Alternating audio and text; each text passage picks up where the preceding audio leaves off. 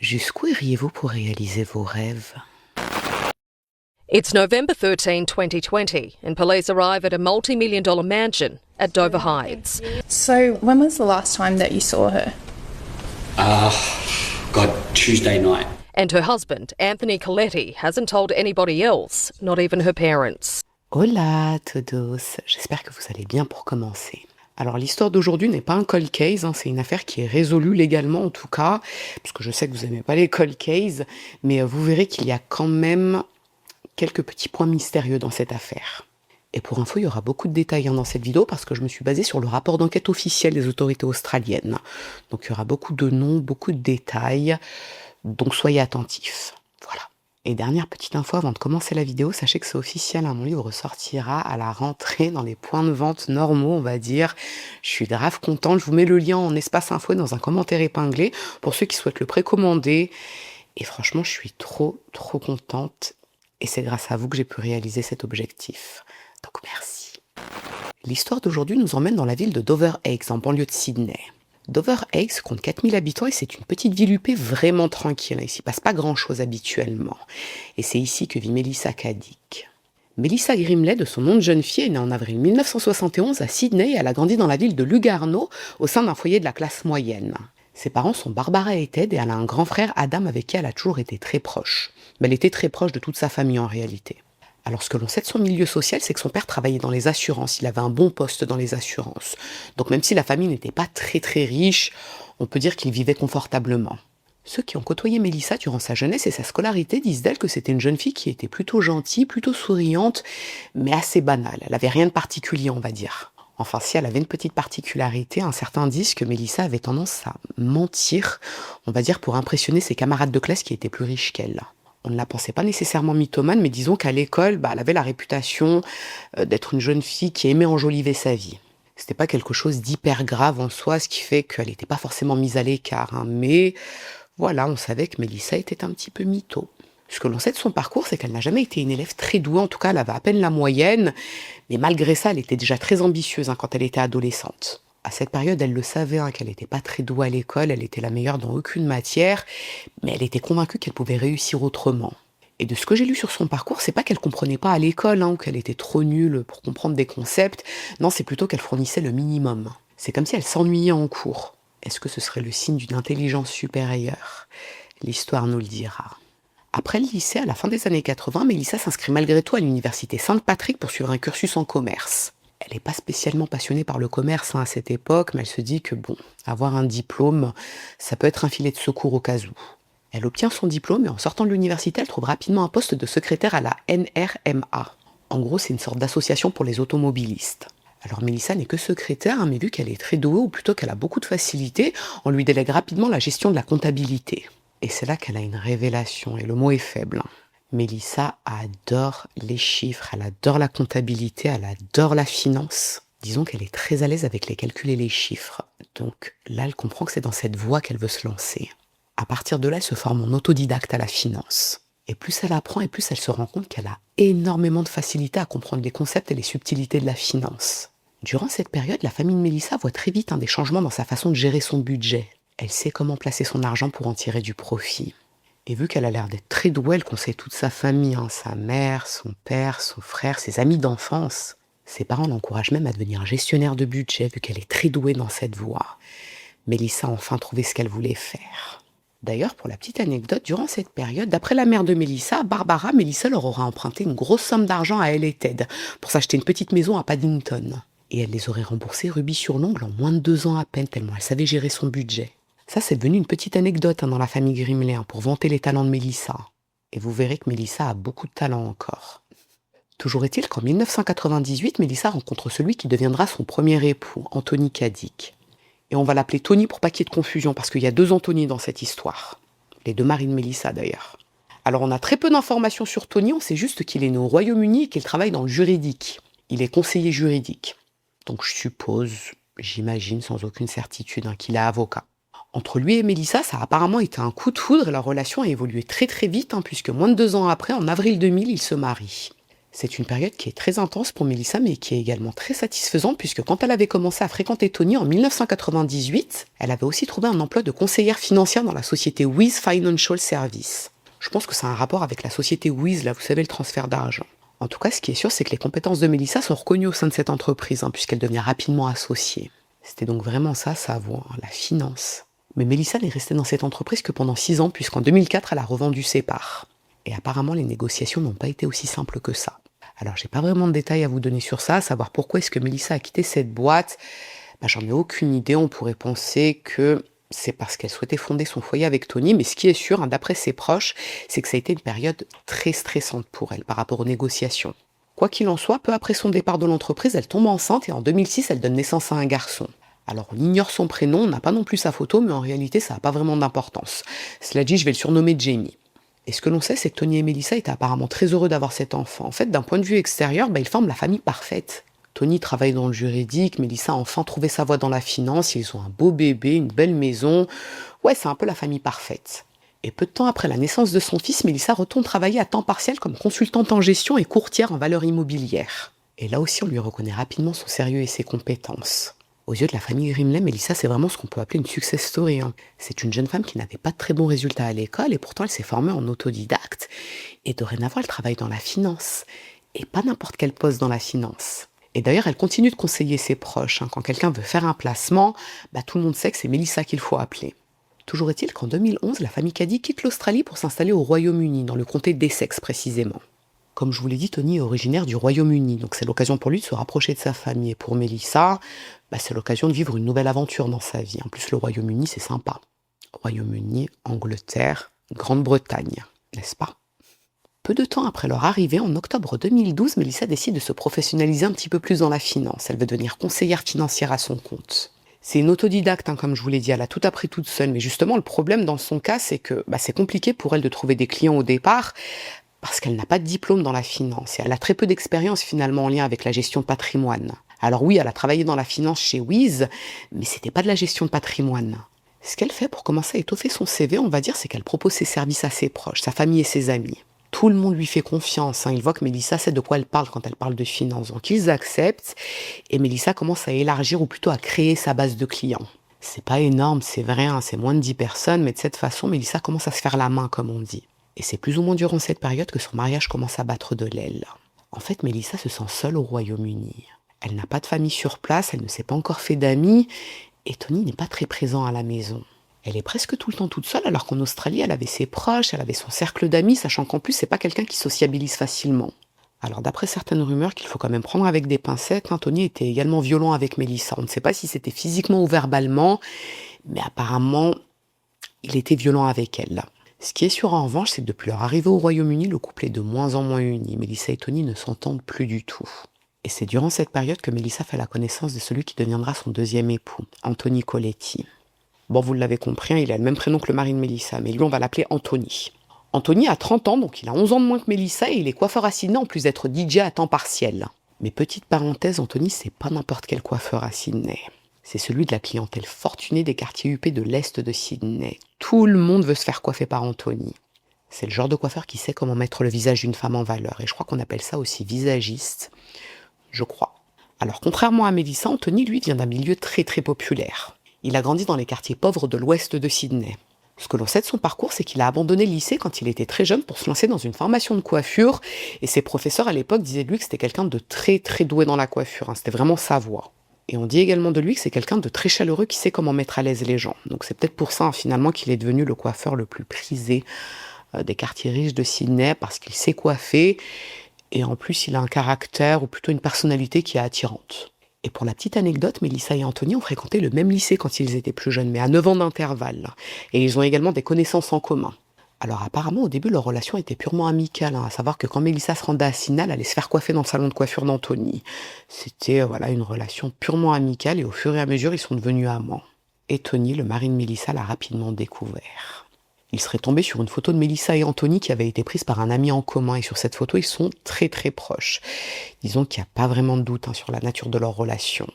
Quand Tony découvre cette liaison, il est hors de lui. Il quitte immédiatement Melissa et il vide leur compte en banque commun. Melissa se retrouve donc sans le sou et avec un enfant à charge quand leur divorce est prononcé en 2013. D'après les proches de Melissa, ça a été une période très compliquée pour elle, puisqu'elle était toute seule au Royaume-Uni, elle ne connaissait personne, et elle avait un enfant à charge et pas d'argent. Cela dit, son amant Anthony a été très présent pour elle durant cette période, et ils sont retournés ensemble à Sydney avec le fils de Melissa. Alors à son retour en Australie, c'était pas non plus la grande forme pour Melissa, toujours d'après ses proches. De toute façon, là, ce que je vous raconte, c'est ce que la famille de Melissa a ensuite raconté. Melissa avait expliqué à ses parents qu'elle avait l'impression d'avoir raté sa vie et d'être une moins que rien.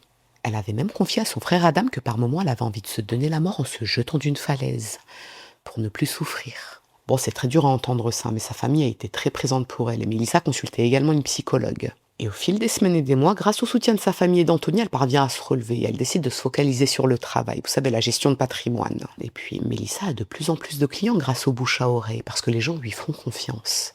Elle est très professionnelle, elle est avenante, elle donne vraiment l'impression de bien maîtriser ce qu'elle fait. Melissa commence très vite à se faire de l'argent à son retour en Australie. Beaucoup d'argent. Elle n'avait plus le sou lorsqu'elle a quitté le Royaume-Uni et à présent elle gagne très bien sa vie. Durant cette période, elle change complètement son mode de vie. Elle s'achète des belles voitures, des bijoux, elle s'habille uniquement avec des vêtements de grands créateurs, elle se métamorphose littéralement. Et forcément, ça inspire la confiance pour son entourage. Plus elle gagne d'argent et plus on lui fait confiance pour gérer de l'argent. Logique. En juin 2013, quelques mois après son retour à Sydney, Melissa crée sa propre société de conseil en finance, Maliver. C'est une société privée à responsabilité limitée qu'elle gère depuis chez elle. Le principe est très simple, ses clients lui confient de l'argent pour qu'elle le place en bourse, on appelle ça du trading. Melissa doit choisir les meilleurs placements possibles pour faire fructifier son argent. Alors là, je vous ai résumé, mais en gros, les gens lui donnent de l'argent pour faire plus d'argent. En tout cas, Melissa est très consciencieuse, ses clients lui reconnaissent son sérieux. Tous les mois, elle leur envoie un relevé qui retrace avec détail l'évolution de leurs investissements. Certains clients perçoivent même des dividendes assez rapidement. C'est que les conseils de Melissa fonctionnent vraiment bien. En plus, des fois, ce sont des personnes âgées qui confient leur argent à Melissa pour anticiper leur retraite. Ça leur fera un bas de laine, comme on dit. Et plus Melissa a de clients, plus son train de vie augmente. Sa famille est extrêmement fière d'elle. Quelques mois après, en décembre 2013, Melissa et Anthony se marient pour officialiser leur amour. Depuis son retour à Sydney, Anthony a été un réel soutien pour Melissa, il ne l'a jamais lâchée. Et vu de l'extérieur, c'est vraiment un très beau couple. Anthony qui a du succès dans son domaine, Melissa qui démarre sa carrière sur les chapeaux de roue. Et d'après ce que Melissa raconte à ses proches, Anthony c'est vraiment l'homme qu'il lui faut. Ce qu'elle leur dit, c'est que elle n'a jamais rencontré un homme aussi bienveillant avec elle. Il est tout le temps attentionné avec elle, il fait tout son possible pour la rendre heureuse et il est également au petit soin avec le fils de Melissa, Jamie. Melissa a vraiment l'impression d'avoir rencontré l'homme de sa vie. Alors ce que ses proches ont pu noter quand même, c'est que dans le couple, c'est Melissa qui porte la culotte. C'est elle qui décide de tout et pour tout, mais apparemment Anthony n'y voit aucun inconvénient. En tout cas, il a l'air d'être heureux dans ce schéma. Peu de temps après leur mariage, Melissa achète une grande maison pour plus de 6 millions de dollars à Dover Eggs. C'est très cher, mais il y a vue sur l'océan et en plus c'est l'une des banlieues les plus riches de Sydney. Et là aussi, cette maison lui permet d'être encore plus crédible auprès de ses clients. Forcément. Une conseillère qui a les moyens de s'acheter une maison à 6 millions de dollars sait comment faire fructifier l'argent, elle connaît son métier. Et d'après certaines confidences que Melissa fait à ses clients, elle posséderait également un appartement dans le Colorado et un immeuble à New York. Tout ça grâce à ses investissements. Cette femme a de l'or entre les doigts. Dorénavant, ses clients lui confient des centaines de milliers de dollars à investir. Alors petit point important quand même, ses clients ne sont pas nécessairement des personnes fortunées. Ce sont surtout des personnes qui ont économisé toute leur vie pour leur retraite, par exemple, et qui veulent faire fructifier cet argent. Et beaucoup de ces personnes sont des proches à elle, des membres de sa famille et des personnes de son entourage. Quand ils donnent cet argent à Melissa, ils sont convaincus qu'elle en fera bon usage, n'est-ce pas? Durant cette période, Melissa se retrouve à la tête d'un portefeuille de plus de 60 clients. Son encours s'élève à plus de 20 millions de dollars. On peut dire qu'elle a réussi. Et pendant plusieurs années, ses affaires prospèrent. L'un de ses proches lui ramène un client potentiel, un autre client lui présente sa tante pour investir de l'argent. En fait, on dit de Melissa que c'est la meilleure dans son domaine. C'est même celle qu'on appelle pour ne serait-ce qu'un tout petit conseil en finance. Tous ses clients sont convaincus qu'ils vont devenir très riches grâce à elle. Jusqu'en 2020. Et là, je vous demande de vous concentrer parce qu'on va rentrer dans les détails techniques de cette affaire. Au cours du mois de novembre 2019, une ancienne collègue de Melissa, Jennifer Porter, se rend compte que son numéro d'agrément de conseillère financière est usurpé par Melissa. Les deux femmes avaient travaillé ensemble dans la société Wiz en 2003 et après ça, elles se sont un petit peu perdues de vue. Mais Jennifer a découvert en novembre 2019 que Melissa utilise son numéro d'agrément depuis plusieurs années pour ses fameux services financiers. C'est un agrément qui est délivré par le gouvernement australien et c'est plus ou moins un gage de qualité. Ça sert à prouver que le conseiller financier est compétent et qualifié pour gérer des fonds. Donc si Melissa usurpe l'agrément de Jennifer, ça signifie qu'elle n'en a pas. Logique. Alors pendant toutes ces années, elle a fait croire à ses clients qu'elle avait un agrément de l'État. C'est très, très grave ça. Et c'est illégal. Mélissa abuse ses clients, alors oui, on pourrait dire qu'elle est douée, qu'elle fait bien son travail, mais ça reste illégal. Jennifer dépose plainte en novembre 2019, mais rien ne se passe. En juin 2020, elle découvre que Mélissa continue d'utiliser son numéro d'agrément, donc elle dépose plainte une seconde fois, et cette fois, une enquête est ouverte. Mais Mélissa n'est pas encore tenue informée qu'il y a une enquête sur elle. Et pour recontextualiser un petit peu, souvenez-vous qu'à l'époque, il y avait le coco. Donc tout ce qui est procédure judiciaire, enquête, etc., c'était ralenti. Les semaines passent, l'enquête est toujours en cours et 2 mois plus tard, au mois d'août, Jennifer croise totalement par hasard dans un cabinet dentaire une femme du nom de Dominique Ogilvy. Les 2 femmes sont dans la salle d'attente, elles sympathisent, elles discutent un peu de tout et de rien et au fil de la conversation, elles en viennent à parler de finances. Et à un moment donné, Dominique explique à Jennifer qu'elle vient d'investir une grosse somme d'argent en bourse. Elle lui dit qu'1 an plus tôt, elle a fait la connaissance d'une conseillère financière lors de ses vacances aux États-Unis. Et cette femme semblait vraiment très douée. Grâce à cet argent qu'elle a investi, grâce à cette conseillère financière, elle va gagner des millions de dollars. Vous l'avez compris, elle parle de Melissa Caddick. Quand Jennifer entend ça, elle lui raconte tout de suite sa mésaventure, à savoir que Melissa usurpe son numéro d'agrément. Et Dominique est choquée. Elle a confié à Melissa plus de 2 millions de dollars à investir, alors que cette femme n'a aucun agrément pour pouvoir gérer ce type de fonds. À ce moment-là, Dominique comprend qu'elle risque de tout perdre si elle ne fait rien. Après son rendez-vous au cabinet dentaire, elle appelle Melissa et plutôt que de la confronter à son mensonge, elle lui explique qu'elle doit récupérer son argent le plus vite possible parce qu'elle a une urgence. Elle doit acheter un bien immobilier. Mais Dominique rassure Melissa, elle lui promet qu'elle lui remettra cet argent un peu plus tard. Et Melissa accepte de lui faire un virement. En plus des 2 millions de dollars que Dominique lui avait remis, elle lui reverse également 400 000 dollars de dividendes. Bon, petit spoiler, je pense que dans cette histoire, c'est quand même Dominique qui s'en est le mieux sorti. Et j'imagine que Melissa s'est sentie obligée de rendre cet argent à Dominique. En fait, Dominique, c'est une femme qui est assez aisée, elle connaît beaucoup de monde, que ce soit en Australie ou aux États-Unis. Elle aurait pu la griller rapidement. Mais Dominique ne s'arrête pas là. Quand elle a récupéré son argent, elle signale Melissa auprès de l'ASIC. L'ASIC, c'est l'organisme qui peut s'apparenter à l'autorité des marchés financiers en France. Après, pour le reste du monde, je ne sais pas. Dès le mois de septembre, les agents de l'ASIC ouvrent une enquête de leur côté, ils font le recoupement avec la plainte de Jennifer et ils réalisent que Melissa a ouvert une arnaque très simple, mais très fructueuse. En réalité, elle n'a jamais ouvert de compte à ses clients pour y effectuer des placements. Elle a tout simplement encaissé cet argent pour l'utiliser, pour ses propres intérêts. Les beaux vêtements, les belles voitures, la belle maison, tout ça payé avec l'argent de ses clients. Sur les 23 millions de dollars que ses clients lui avaient confiés, il n'en reste plus que 700 000 sur ses comptes. Et les relevés mensuels qu'elle envoyait à ses clients étaient des faux. Cette femme a escroqué toutes ces personnes. Elle a mis en place ce qu'on appelle une pyramide de Ponzi. Bon, je pense que beaucoup d'entre vous savent déjà ce qu'est une pyramide de Ponzi. C'est l'une des pires arnaques qui existent. Et c'est également l'une des plus courantes. Pour synthétiser, pour ceux qui ne savent pas ce qu'est une pyramide de Ponzi, en gros, vous avez Michel qui donne 100 000 dollars à Melissa pour les investir. Juste après, Ryan donne 50 000 dollars à Melissa. Melissa reverse ensuite à Michel les 50 000 dollars de Ryan en lui faisant croire que c'est un retour sur investissement. Vu que Michel a récupéré 50 000 dollars en très peu de temps, elle pense que ces 100 000 dollars vont peut-être lui rapporter 1 million de dollars dans 5 ans. Donc elle ne réclame pas son argent à Melissa. En réalité, Melissa a encaissé les 100 000 dollars pour elle, pour s'acheter des belles voitures. Vient ensuite Salima qui donne 300 000 dollars à Melissa pour les investir. Melissa reverse ensuite rapidement 10 000 dollars à Ryan en lui faisant croire que c'est un retour sur investissement. Et là aussi, Ryan se dit que son argent va lui rapporter gros, donc il ne réclame plus rien. Et ainsi de suite. En fait, les clients les plus confiants ne réclament plus rien à Melissa puisqu'elle leur a dit qu'il fallait attendre peut-être 10 ans avant qu'il y ait un retour sur investissement. Donc ils lui font confiance. Et pendant ce temps, elle utilisait cet argent pour elle. D'où son train de vie qui a décollé dès le moment où elle a eu des clients. Forcément. Tous les proches de Melissa ou presque lui ont confié leurs économies et tous ou presque lui ont ramené des clients parce qu'ils lui faisaient confiance. On peut appeler ça de la cooptation. Et le plus fou dans cette histoire, l'un des points les plus fous, c'est que Melissa parvenait à convaincre des femmes de lui confier leur argent en mettant en avant le féminisme. Elle leur disait que c'était très important que les femmes investissent leur argent et le fassent fructifier plutôt que de laisser ça aux hommes.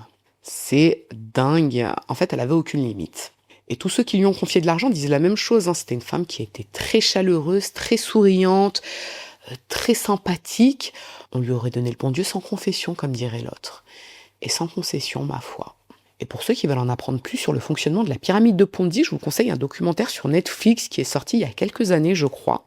Ça retrace le parcours de Madoff. C'est un escroc qui avait orchestré l'une des plus grandes pyramides de Ponzi de l'histoire, à Wall Street en plus. Et là, on parle de milliards de dollars détournés, volés. Pour en revenir à Melissa, le 9 novembre 2020, les autorités gèlent tous ses avoirs bancaires pour éviter qu'elle touche à cet argent. L'argent de ses clients en réalité, même s'il ne reste plus grand-chose. Et j'imagine qu'elle comptait reverser des dividendes à ses clients avec l'argent de Dominique, vous savez, les 2 millions de dollars. Je vous l'ai dit, Dominique, c'est celle qui s'en est le mieux sortie dans cette histoire. 2 jours plus tard, le 11 novembre, des agents fédéraux se présentent chez Melissa aux alentours de 6h du matin pour une perquisition. Quand Melissa leur ouvre la porte, elle est très, très surprise. Elle ne comprend pas ce qu'il se passe. D'ailleurs, elle n'avait même pas remarqué que ses comptes bancaires avaient été gelés. Quand les agents lui signifient la raison de leur présence, elle jure qu'elle est innocente. Elle n'a jamais arnaqué qui que ce soit. C'est un terrible malentendu. Anthony et Jamie, le fils de Melissa, sont également présents durant cette perquisition, mais ils n'interviennent pas vraiment, puisque c'est pas eux qui sont interrogés par la police. De toute façon, à un moment donné, Anthony s'absente pour pouvoir déposer Jamie à l'école. Donc c'est surtout Melissa qui a interrogé. La perquisition s'étend jusqu'en fin d'après-midi, vers 18h, et les agents saisissent des objets comme des bijoux et des vêtements de haute couture, sans doute pour les utiliser comme preuve de son train de vie luxueux. Et ils saisissent aussi son ordinateur portable pour récupérer les données à l'intérieur. Et avant de repartir, les agents remettent à Melissa 2 convocations. Une qui l'oblige à remettre son passeport aux autorités dès le lendemain, et une convocation pour une audience au tribunal prévue le 13 novembre à 10h du matin, c'est-à-dire 2 jours plus tard. Et c'est bien évidemment dans son intérêt de s'y rendre, puisque l'affaire ne va pas tarder à éclater dans la presse. Là, on parle quand même d'une pyramide de Ponzi évaluée à plusieurs dizaines de millions de dollars. Durant cette audience, Melissa devra justifier preuve à l'appui qu'elle n'a pas monté une pyramide de Ponzi. Ce qui va être factuellement très compliqué pour elle, puisque c'est clairement une pyramide de Ponzi qu'elle a montée. Le soir même, vers 19h, Melissa contacte un cabinet d'avocats pour prendre rendez-vous pour le lendemain matin à 10h. Elle procède même à un paiement en ligne pour cette consultation. Ce qu'elle raconte à Anthony, en tout cas d'après les déclarations d'Anthony, c'est qu'elle veut voir cet avocat de toute urgence pour son audience du 13 novembre. Elle jure qu'elle n'a arnaqué personne, elle compte bien le prouver. Sauf que le 13 novembre, une étrange nouvelle fait le tour de la presse en milieu de journée. Melissa Caddick est portée disparue depuis la veille et personne ne sait où elle se trouve. Police have been informed that around 5:30 a.m. the following day, the front door of her home was heard to close by her son, who believed that it was Melissa leaving to go for a run. At that time, Melissa left her personal belongings, which included her mobile phone, wallet and keys. Quand les clients et les proches de Melissa découvrent ça, ils sont consternés. Comment ça, elle a disparu ? Alors, ce qu'il est utile de préciser, c'est qu'à ce moment-là, ses proches ne savent pas encore qu'ils ont été arnaqués. Mais ils ne vont pas tarder à le découvrir. Bon, maintenant, je vais reprendre dans l'ordre chronologique pour vous expliquer comment on a découvert que Melissa avait disparu. Alors déjà, elle n'a pas remis son passeport aux autorités le 12 novembre comme elle aurait dû le faire. Et comme je vous l'ai dit, elle avait une audience au tribunal prévue le 13 novembre à 10h du matin. Anthony s'y est connecté en visioconférence et c'est là qu'il aurait découvert que sa femme ne s'était pas présentée au tribunal. C'était pourtant une audience qui a été primordiale pour elle et elle n'a prévenu personne qu'elle n'y allait pas. 1 heure après environ, Anthony a prévenu la police fédérale et le commissariat de police près de chez lui pour signaler la disparition de sa femme. En fait, quand il a essayé de l'appeler sur son téléphone portable, il s'est rendu compte qu'il était toujours à la maison. À partir de là, une enquête est officiellement ouverte. Pour disparition ou pour fuite, en fait, on ne sait pas vraiment ce qu'il s'est passé, puisque Melissa est quand même soupçonnée d'avoir dérobé des millions de dollars à ses proches. Les enquêteurs ont interrogé tout l'entourage de Melissa et elle n'a contacté personne le 11 et le 12 novembre. Personne. Ils ont vérifié ses rendez-vous et ils se sont rendus compte qu'elle ne s'est pas non plus rendue chez son avocat le 12 novembre, donc la veille. Et c'était un rendez-vous qu'elle avait réglé à l'avance pourtant. La seule personne qui peut aider les enquêteurs en toute logique, c'est son mari Anthony. C'est la dernière personne à l'avoir vue vivante en théorie. Ce qu'il raconte aux enquêteurs sur les circonstances autour de la disparition de sa femme, c'est qu'après le départ des agents fédéraux le 11 novembre pour la perquisition, Melissa lui avait dit qu'elle voulait prendre rendez-vous avec un avocat le plus rapidement possible pour prouver son innocence, parce qu'elle n'a arnaqué personne.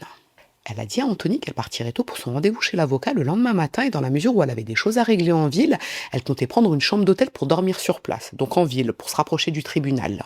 Ça lui permettrait également d'être moins stressée pour son audience du 13 novembre.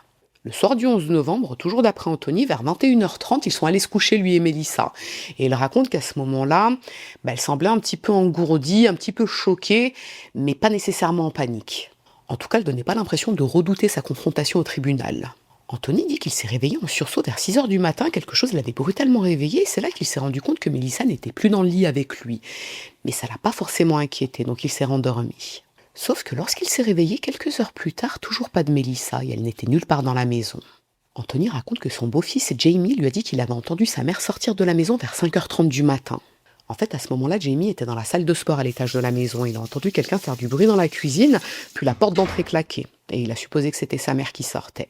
Anthony raconte aux enquêteurs que lorsque son beau-fils lui a dit ça, il s'est rendu compte qu'effectivement, quand il s'est réveillé en sursaut au milieu de la nuit, en tout cas vers 6h du matin, c'était probablement la porte d'entrée qui claquait. Il en a déduit que Melissa était sans doute sortie pour faire un petit footing comme elle le fait habituellement. Donc à ce moment-là, son absence l'a toujours pas alerté. Il a même rassuré Jamie qui se demandait où était passée sa mère. Et Jamie a 14 ans. Jamie est lui aussi interrogé par les enquêteurs et ce qu'il raconte, c'est que la dernière fois qu'il a vu sa mère, c'est la veille vers 21h30. Elle était venue lui dire bonne nuit dans sa chambre. Et il confirme les déclarations de son beau-père, à savoir que sa mère est sortie à 5h30 du matin. En tout cas, il a entendu quelqu'un dans la cuisine faire des trucs, et ensuite il a entendu la porte d'entrée claquer. Il est convaincu que c'est bien sa mère qui l'a entendu, puisque c'est l'heure à laquelle elle se réveille habituellement pour lui faire son petit déjeuner. Mais ce qu'il raconte également aux enquêteurs, c'est que il a quand même trouvé ça sacrément bizarre que sa mère n'ait pas pris son téléphone portable, ses clés et son sac à main en sortant. D'ailleurs, sa voiture est toujours garée devant la maison. Pourquoi sa mère serait sortie faire un footing sans son téléphone portable ? Et pourquoi son footing durait aussi longtemps ? Jamie explique aux enquêteurs qu'il avait alerté son beau-père, mais Anthony l'avait rassuré. Mélissa avait des rendez-vous très importants dans la journée et elle comptait dormir en ville, donc il ne la reverrait pas avant le lendemain. Sauf que le lendemain matin, Anthony s'est connecté en visioconférence au tribunal et c'est là qu'il a remarqué que Mélissa ne s'était pas présentée à son audience. D'après lui. Et c'est à partir de là qu'il a signalé sa disparition aux autorités. Ce qui veut dire qu'en réalité, Mélissa a disparu depuis le 12 novembre aux alentours de 5h30 du matin, si on en croit les déclarations d'Anthony. Alors la première question que se posent les enquêteurs, c'est de savoir si Mélissa est partie volontairement de chez elle ou s'il aurait pu lui arriver quelque chose ce matin-là. On parle quand même d'une femme qui s'apprêtait à faire face à la justice pour une énorme magouille financière, en plus d'avoir usurpé un agrément. Là, elle risquait de la prison ferme probablement. Le jour même, donc le 13 novembre, la police examine les images des caméras de sécurité installées à proximité de chez Mélissa. Et c'est ce qui va prendre le plus de temps dans cette enquête. Et c'est là où on va se rendre compte qu'il y a un petit problème. En fait, le jour de la perquisition, donc le 11 novembre, les agents fédéraux ont emporté avec eux le disque dur des caméras de surveillance qui se trouve à l'intérieur de la maison. Au départ, ils voulaient télécharger les images, mais Mélissa refusait de leur fournir le mot de passe, donc ils ont tout embarqué. Ce qui veut dire qu'après leur départ, vers 18h, les caméras de surveillance de la maison n'ont plus rien enregistré. Et si les caméras avaient enregistré quelque chose, j'imagine que l'enquête aurait été résolue très, très rapidement. Mais là, c'est pas le cas. Bon, alors vu que Dover Egg, c'est une banlieue qui est quand même très huppée, on pourrait penser que tous les voisins de Mélissa ont des caméras de sécurité. On pourrait le penser. Eh bien, en réalité, c'est pas vraiment le cas. La police ne parvient à mettre la main que sur quelques caméras exploitables et sur toutes les images analysées, on ne voit Mélissa nulle part. Ça, c'est très bizarre, puisque certaines de ces caméras pointent devant la maison de Mélissa et on ne la voit nulle part. La police a également examiné des caméras qui se trouvent dans le secteur, c'est-à-dire un petit peu éloignées quand même de la maison de Mélissa, et on ne la voit sur aucune image, mais vraiment nulle part. C'est comme si elle s'était évaporée. Donc si on ne voit pas Mélissa marcher sur ces images, alors il n'y a que deux explications possibles. Soit elle n'est jamais sortie de chez elle, contrairement à ce que raconte Anthony, soit elle est montée à bord d'une voiture qui ne se trouvait pas dans le champ des caméras. Mais la voiture de qui, vu qu'elle n'a pas pris la sienne ? C'est impossible de le savoir, et Anthony affirme que sa femme est bien sortie de la maison ce matin-là. Et Jamie confirme qu'il a bien entendu sa mère sortir de la maison. Quand les détails de cette affaire font le tour de la presse, beaucoup pensent que Mélissa a en réalité pris la fuite. Et oui, en plus de l'argent qu'elle a volé à ses clients et qu'elle ne pourra jamais rembourser, elle doit également faire face à la honte d'avoir arnaqué ses proches. On parle quand même de membres de sa famille. Elle a arnaqué ses parents, par exemple. Et c'est de cette façon, d'ailleurs, que les clients de Mélissa apprennent qu'ils ont été arnaqués. C'est quand l'affaire fait le tour de la presse, à savoir les détails, la pyramide de Ponzi, les 23 millions de dollars détournés, etc., etc. Autant vous dire qu'ils sont tous profondément choqués. Comment est-ce que Mélissa a pu leur faire ça ? Sa famille, ses amis, des amis de sa famille, des amis de ses amis, des proches, quoi. Ils ont mis des années à économiser de l'argent qu'elle n'a eu aucun scrupule à leur voler, pour s'acheter des baraques, des voitures, des bijoux. En fait, ils n'arrivent pas à croire qu'elle ait pu leur faire ça parce que à chaque fois qu'ils remettaient de l'argent à Mélissa, ils lui expliquaient ce que valait cet argent, à savoir que c'était un petit bas de laine pour leur retraite, que c'était des économies pour payer les études de leurs enfants ou de leurs petits-enfants. Mélissa était au courant de tout ça. Et elle n'a pas hésité à voler cet argent. Et c'est quand même l'un des trucs les plus fous dans cette histoire. Mélissa était très proche de sa famille et de ses amis. D'ailleurs, il leur a fallu très longtemps avant d'accepter l'idée qu'elle les avait vraiment arnaqués. Alors comme je vous l'ai dit, ce type d'arnaque, en plus d'être illégal, c'est sévèrement puni par la justice. D'autant que Mélissa usurpait l'agrément de son ancienne collègue. Donc à partir de là, pour les enquêteurs, disons qu'il est davantage question de soustraction à la justice que de disparition inquiétante. Les autorités pensent qu'elle a sans doute pris la fuite parce qu'elle avait peur de faire face aux conséquences de ses actes, mais malgré ça, d'énormes moyens sont déployés pour la retrouver. Les autorités utilisent notamment des hélicoptères et des équipes de plongeurs spécialisées dans toute la région, mais rien, aucune trace de Melissa. Et le matin de sa disparition, personne ne l'a vue. Comme je vous l'ai dit, c'est comme si elle s'était volatilisée. Alors la théorie principale des enquêteurs, on va dire, c'est que le matin du 12 novembre, Melissa a soigneusement préparé sa fuite. Elle a laissé son téléphone portable chez elle et sa voiture pour ne pas être géolocalisable. Les enquêteurs se demandent même si elle n'a pas préparé sa fuite depuis plusieurs années déjà. Peut-être qu'elle avait caché des affaires quelque part avec de l'argent liquide, et le jour où elle a su qu'une enquête était ouverte sur elle, elle a décidé de prendre la fuite. Mais pour sa famille, ça c'est impossible. Mélissa était très proche de son fils, elle était très proche d'Anthony. Disons que les parents et le frère de Mélissa ont du mal à penser qu'elle aurait pu prendre la fuite comme ça et les abandonner. D'un autre côté, on peut se dire qu'elle n'a eu aucun scrupule à arnaquer ses propres parents, donc abandonner son fils... En plus, en disparaissant comme ça, d'une certaine façon, elle permettait à Anthony d'être mis hors de cause par rapport à cette histoire de pyramide de Ponzi. Elle risquait quand même la prison ferme pour ça. Donc si Anthony avait été reconnu complice de ce qu'elle a fait, il aurait pu lui aussi aller en prison. Mais malgré toutes les preuves, Anthony a toujours déclaré que sa femme est innocente. Il s'agirait d'un terrible malentendu. Ouais. Et justement, par rapport à Anthony, les enquêteurs se demandent si il n'aurait pas aidé Mélissa à prendre la fuite. Il a quand même attendu le lendemain matin pour signaler sa disparition, 30 heures après. Est-ce qu'il n'aurait pas volontairement attendu pour laisser de la marge à Mélissa ? Sachant que Mélissa avait laissé toutes ses affaires chez elle, à savoir son sac, les clés de sa voiture, son téléphone portable, Anthony a forcément vu qu'elle avait laissé ses affaires à la maison. Et ça l'avait pas inquiété. Le cabinet d'avocats où devait se rendre Mélissa le 12 novembre a appelé à plusieurs reprises sur son téléphone portable le 12 novembre. Et Anthony était à la maison. Il a forcément entendu le téléphone de sa femme sonner. Et ça l'a pas inquiété. Alors les enquêteurs demandent bien sûr à Anthony s'il est lié d'une façon ou d'une autre à la fuite présumée de sa femme, et il jure que non, il n'a absolument rien à voir avec ça. D'ailleurs, il dit qu'il n'a rien à voir ni avec sa fuite, sa présumée fuite, ni avec la pyramide de Ponzi, les arnaques. Et en l'état, c'est vrai qu'il n'y a aucune preuve du contraire. Anthony Colletti n'a jamais ouvert de compte bancaire pour percevoir cet argent, donc l'argent des clients de Mélissa, et son nom n'apparaît dans aucun document d'entreprise de Mélissa. Donc, il n'y a aucun moyen de prouver qu'il était au courant de cette arnaque.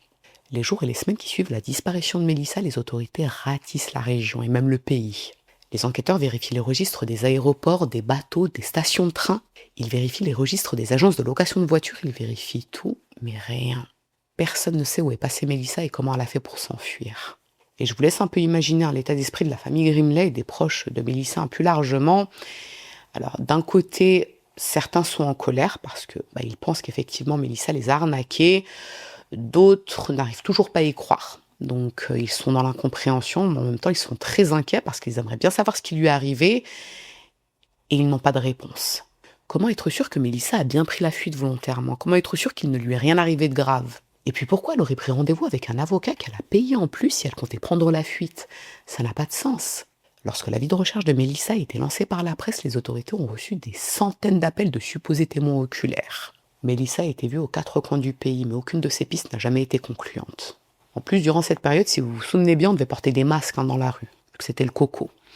Donc, comment être sûr qu'une personne qui dit avoir vu Mélissa, au nord du pays, ne se trompe pas ?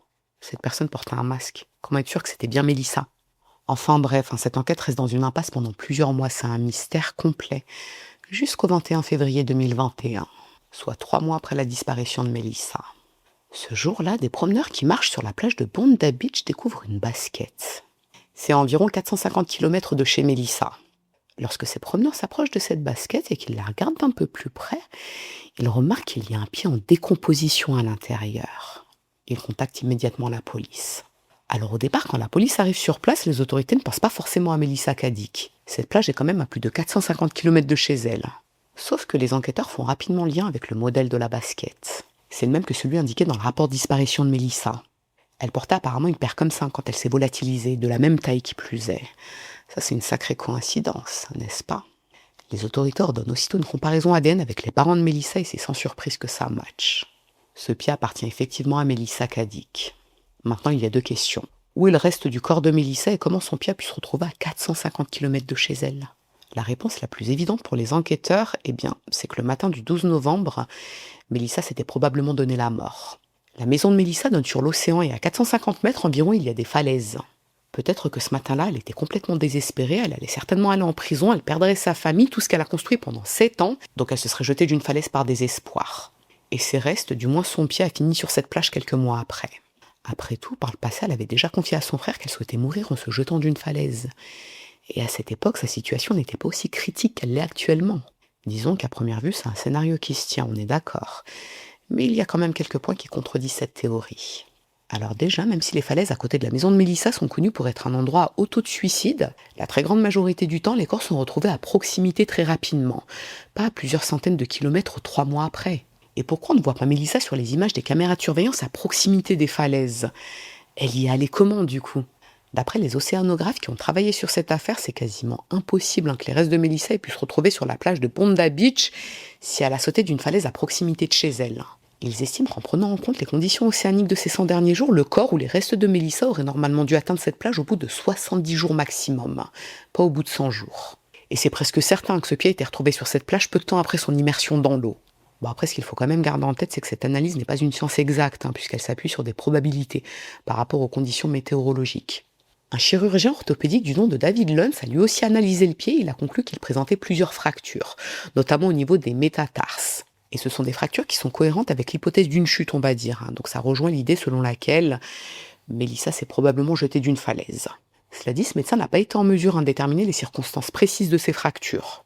Elles auraient pu être présentes avant que le pied se détache ou après que le pied se soit détaché. Donc ça, on ne sait pas. Bon, à ce stade de l'enquête, il y a quand même un petit point qui, on va dire, assez intriguant, à savoir que si on veut garder l'idée selon laquelle Melissa s'est bien jetée d'une falaise, eh bien, d'après les experts océanographes, c'est peu probable qu'elle l'ait fait depuis une falaise près de chez elle. Donc ça signifie qu'elle se serait rendue dans une falaise assez loin de chez elle pour se donner la mort. Mais elle a fait comment? Elle était à pied le jour de sa disparition, elle n'a pas pris sa voiture, et personne ne l'a vue. Alors oui, on peut se dire que vu que c'était le coco, c'est normal, il n'y avait pas grand monde dans les rues, donc on ne l'a pas vue, surtout à 5h30 du matin, mais on ne la voit pas non plus sur les images des caméras de surveillance. Donc elle a fait comment? La seconde théorie qui a été étudiée par les enquêteurs, c'est bien évidemment celle du meurtre. Melissa avait escroqué de nombreuses personnes, des personnes qui étaient proches d'elle, c'est vrai, mais d'autres qui ne l'étaient pas. Peut-être que quelqu'un a voulu se venger. Peut-être que cette personne a découvert la vérité avant qu'elle éclate dans la presse. Et ce matin-là, elle s'est rendue chez Melissa et quand elle l'a vue sortir de chez elle, elle l'a attaquée. Alors cette piste a bien sûr été creusée par les enquêteurs et aucun des clients de Melissa n'a pu être mis en cause. Et de toute façon, quand on y réfléchit, comment savoir que Melissa est bien morte? On n'a qu'un pied. On ne peut pas déterminer la cause de la mort de quelqu'un avec un pied seulement. Et on ne peut même pas affirmer que cette personne est morte avec un pied seulement. La médecin légiste qui a analysé le pied, Jennifer Pokorny, a tenté de déterminer si le pied avait été détaché du reste du corps d'une manière naturelle, dans le cadre d'un processus de décomposition par exemple, ou s'il avait été découpé. Eh bien c'est impossible de le déterminer vu l'état de décomposition du pied, parce qu'il a séjourné très longtemps dans l'eau. D'ailleurs on ne sait même pas quand est-ce que ça a eu lieu, quand est-ce que le pied a été détaché du corps. On sait que c'est pas récent vu l'état de décomposition, mais on ne peut pas donner de date précise. Et c'est impossible également de savoir si ça a été fait ante ou post-mortem, c'est-à-dire avant ou après la mort. Bon, je dois vous dire qu'il y a quand même un point qui peut conforter la thèse du meurtre. En fait, quand le pied a été retrouvé, il était complètement décoloré, et apparemment c'est le signe qu'il a séjourné dans les fonds marins pendant une très longue période. Le problème, c'est qu'on n'a retrouvé aucun organisme de fond marin sur le pied. Normalement, on doit en trouver vu qu'il est resté très longtemps dans les fonds marins. Comment c'est possible ? Eh bien, pour les experts, la seule explication possible, c'est que le pied ou le corps de Melissa était enfermé dans quelque chose. Par exemple, dans un sac plastique. C'est ce qui l'aurait protégé des organismes des fonds marins. Et ensuite, le sac plastique s'est déchiré ou il a été déchiqueté par un requin. Alors, s'il y avait le corps entier, le requin a très certainement sectionné la jambe, ce qui expliquerait qu'on n'a retrouvé que le pied. Mais quoi qu'il en soit, ce pied est ensuite remonté à la surface et il s'est échoué sur cette plage. Donc, si on en croit cette explication des fonds marins, il n'y a aucun doute possible sur le fait que Melissa a bien été tuée. Puisque ce n'est pas elle qui a mis son corps dans ces sacs plastiques. Et au-delà du meurtre commis par une possible victime de Melissa, il y a la piste du mari, Anthony. Déjà, statistiquement, dans les cas de meurtre de femmes, ce sont plus souvent les maris ou les compagnons les responsables. Et puis, Anthony a quand même attendu très longtemps avant de signaler la disparition de Melissa. Pourquoi avoir attendu aussi longtemps? Ok, possible, me direz-vous, mais Jamie, le fils de Melissa, il avait bien dit qu'il avait entendu sa mère sortir de la maison ce matin-là, non? Eh bien, c'est là que ça devient intéressant, puisque si vous vous souvenez bien, Jamie n'a jamais dit qu'il a vu sa mère sortir de la maison, il l'a seulement entendu sortir de la maison. Et comme il n'y a aucune image de caméra de surveillance de la maison qui peut confirmer qu'elle est bien sortie de chez elle, la question qu'on peut se poser, c'est si Melissa est vraiment partie ce matin-là. Après tout, on ne la voit pas sur les images des caméras de surveillance du quartier. Est-ce qu'on est sûr qu'elle est bien sortie de chez elle ce matin-là? Est-ce qu'on en est sûr? Ce que les enquêteurs se demandent concrètement, c'est si Anthony ne s'est pas fait passer pour Mélissa pour sortir de la maison, pour faire croire à Jamie que sa mère sortait de la maison ce matin-là. Anthony était parfaitement au courant que son beau-fils se réveillait généralement entre 5h et 5h30 du matin. Il a très bien pu faire croire que Mélissa sortait de la maison, et dans la mesure où lui dormait chez lui, il avait un alibi. Le but, c'était aussi de brouiller les pistes, en faisant croire que Mélissa avait pris la fuite ou qu'elle avait disparu, peu importe, et on n'ouvrirait pas d'enquête pour meurtre. Et dans la précipitation ou le stress, il a oublié de se débarrasser des affaires de Mélissa, son téléphone portable notamment. Bon, c'est vrai que c'est un scénario qui est intéressant, on est d'accord, mais comment le prouver? Les enquêteurs ont bien sûr creusé cette piste, la piste Anthony, mais ils n'ont rien trouvé contre lui. Sauf qu'il a un peu beaucoup menti durant ses différentes auditions avec les enquêteurs, Anthony. Il a menti et il n'était pas très précis. Mais le plus troublant, ça reste quand même le jour où il avait appelé les autorités pour signaler la disparition de sa femme. L'agent de police au téléphone lui avait demandé de se rendre sur place pour faire son signalement, mais Anthony avait refusé, parce qu'il n'avait pas le temps. Et ce dont se souvient cet agent de police également, c'est qu'Anthony paraissait complètement détaché. Sa femme avait disparu depuis au moins 30 heures, et il n'était absolument pas inquiet. C'est quand même sacrément bizarre, ça. Dites-vous que les enquêteurs le trouvent tellement incohérent dans ses déclarations qu'ils essaient systématiquement de faire corroborer ses déclarations avec celles de quelqu'un d'autre pour croiser les infos. En fait, c'est un gros problème pour l'enquête, ça, parce que ça donne presque l'impression qu'il essaie d'entraver l'enquête. Pour vous donner quelques exemples, lorsqu'Anthony avait été interrogé au début de l'enquête, il avait déclaré qu'il n'avait pas trouvé Mélissa à ses côtés dans son lit quand il s'était réveillé le 12 novembre aux alentours de 6h du matin. Ça, vous vous souvenez. Le problème, c'est que quelques heures après, il avait eu une amie de Mélissa au téléphone et il lui avait dit qu'elle dormait dans le lit à côté de lui. Donc, elle a disparu à 6h du matin et après il dit qu'elle est à côté de lui dans le lit? Ça n'a aucun sens. Autre point, Anthony avait raconté aux enquêteurs que la dernière fois qu'il avait vu Mélissa, c'était la veille de sa disparition à 21h30, quand ils sont allés dormir. Mais quelques jours après, il avait dit aux enquêteurs que la dernière fois qu'il avait vu Mélissa, c'était aux alentours de 4h du matin, quand il s'était levé pour aller aux toilettes. Donc c'est quoi la bonne réponse? Là aussi, il l'a vu la veille à 21h30 pour la dernière fois, ou à 4h du matin? Et il y a un autre détail encore plus troublant, et c'est le fils de Mélissa, Jamie, qui l'a raconté aux enquêteurs.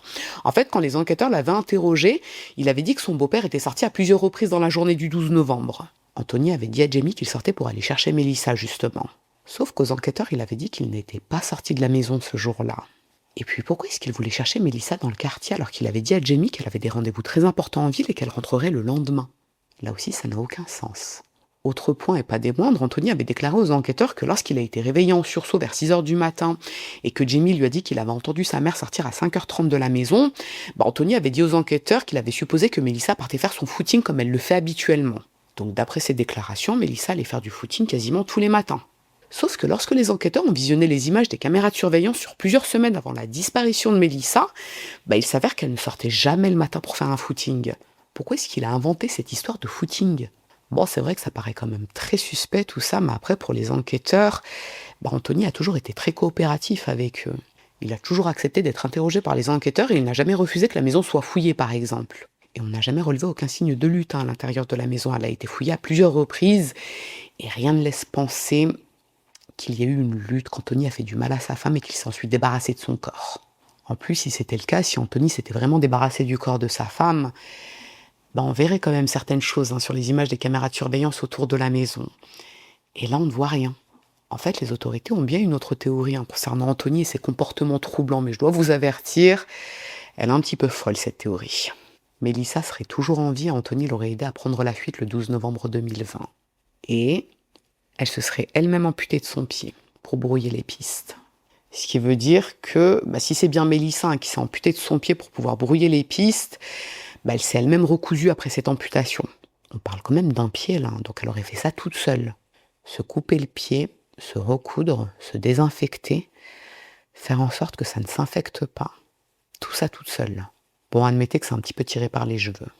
Alors les enquêteurs ont malgré tout creusé cette piste parce que fallait explorer toutes les pistes possibles et imaginables et ils ont demandé l'avis à des experts. D'après ces experts, même si c'est possible d'un point de vue purement physiologique, c'est très très compliqué à mettre en œuvre. Déjà le fait de se couper le pied. Ensuite, ça suppose que Mélissa a forcément dû se procurer une prothèse pour continuer à marcher, en toute logique. Les autorités ont vérifié du côté des prothésistes de la région de Nouvelle-Galles du Sud, mais aucune femme âgée entre 45 et 55 ans ne les a contactés pour une prothèse ces derniers mois.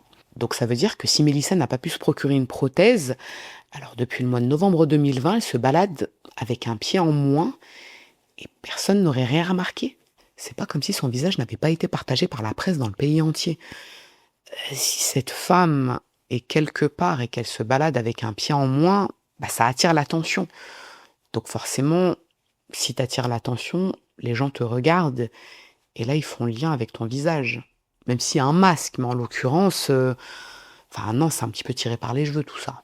Franchement, c'est un petit peu extrême comme théorie, hein, d'autant que Mélissa n'avait pas vraiment besoin de se couper le pied ou autre, hein. Il lui suffisait de jeter quelques affaires à elle par-dessus la falaise pour orienter la police vers cette piste finalement.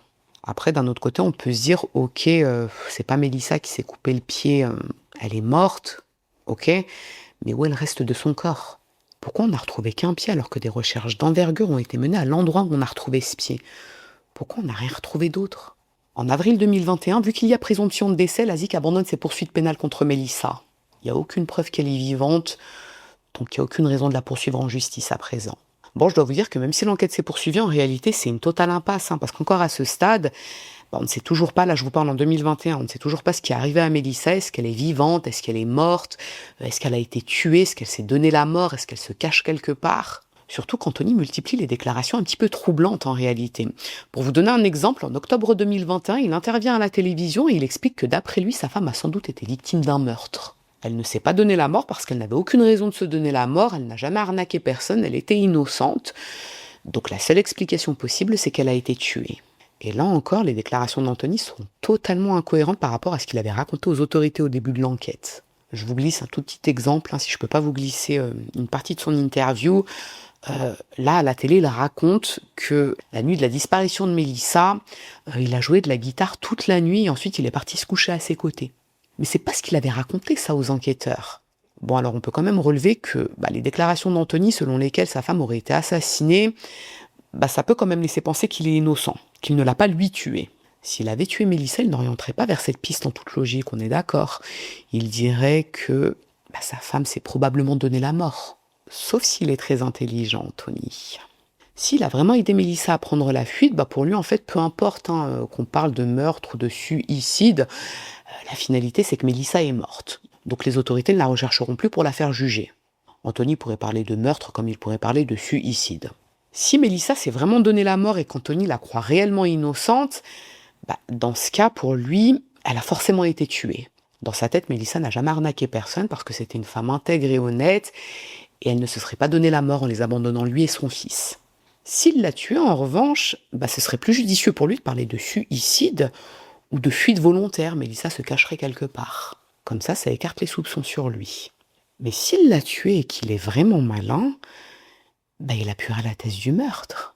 On pourrait penser qu'après tout, s'il est vraiment coupable de son meurtre, il ne parlera pas de meurtre, mais de suicide. Donc il ne l'a pas tuée. Qu'en pensez-vous?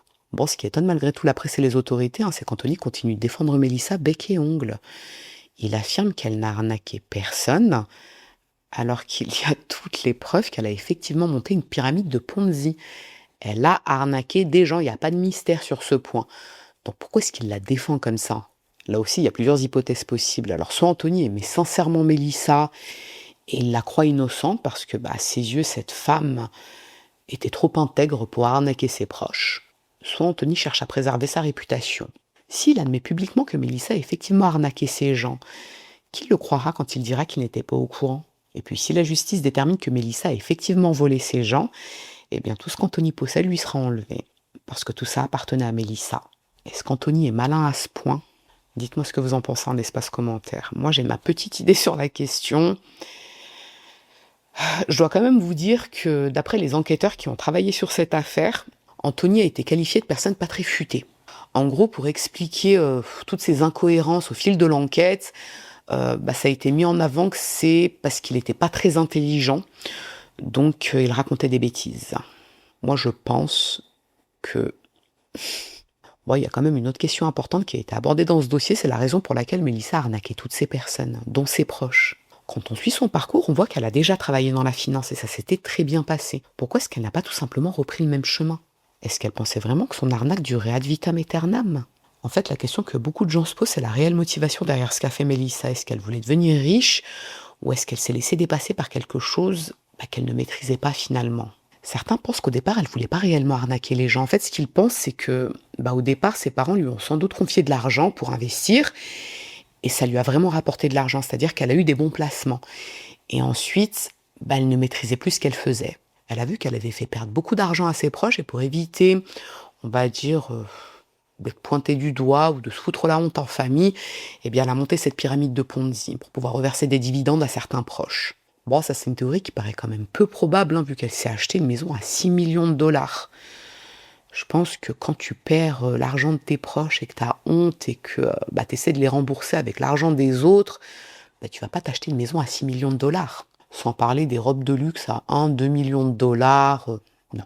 En fait, l'hypothèse la plus simple et la plus réaliste, c'est que Melissa, c'était une manipulatrice qui n'avait aucun scrupule. C'est d'ailleurs la conclusion du docteur Eagle, la psychologue qui a été mandatée pour brosser le portrait psychologique de Melissa. On appelle ça une autopsie psychiatrique ou psychologique. Les conclusions de cette experte, c'est que Melissa n'avait pas de trouble de santé mentale au moment de sa disparition, mais il est probable qu'elle remplissait les critères d'un trouble de la personnalité narcissique. Les personnes qui présentent ce type de personnalité ont un besoin excessif d'approbation. Ça peut guider leur façon d'être jusqu'à leur faire adopter des comportements malhonnêtes. Depuis toute petite, Melissa évaluait sa valeur personnelle et son identité à travers le regard des autres. Si vous vous souvenez bien, c'est ce qu'elle faisait quand elle était au lycée d'ailleurs. Elle mentait à ses camarades de classe pour les impressionner, parce qu'elles étaient plus riches qu'elle. Et ce type de personnalité peut effectivement se donner la mort après une blessure narcissique grave. Ils ressentent une honte tellement intense qu'ils préfèrent mourir plutôt que de l'affronter.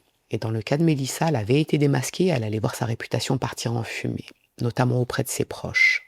Conclusion, Melissa a probablement sauté d'une falaise ce matin-là. Et c'est l'opinion que partage la famille de Melissa, à savoir qu'elle s'est effectivement donné la mort, mais pas à cause de ce qu'elle a fait, non, à cause des autorités. La famille Grimley est convaincue que le jour de la perquisition, le 11 novembre 2020, les agents fédéraux auraient malmené psychologiquement Melissa. Ils l'auraient par exemple empêchée de boire et de manger, et de se sentir en sécurité. D'après la mère de Melissa, sa fille avait besoin de réconfort ce jour-là, et les agents fédéraux étaient très très durs avec elle, et c'est ce qui l'a fait craquer. Donc pour résumer, c'est pas le fait qu'elle a arnaqué ses proches et des proches de ses proches qui a fait qu'elle s'est donné la mort, non. C'est le fait que les agents fédéraux fassent leur travail. Bon, autant vous dire que ces accusations ont été très facilement démontées. Ce jour-là, les agents fédéraux ont filmé leur intervention et la caméra de la maison enregistrait également à ce moment-là.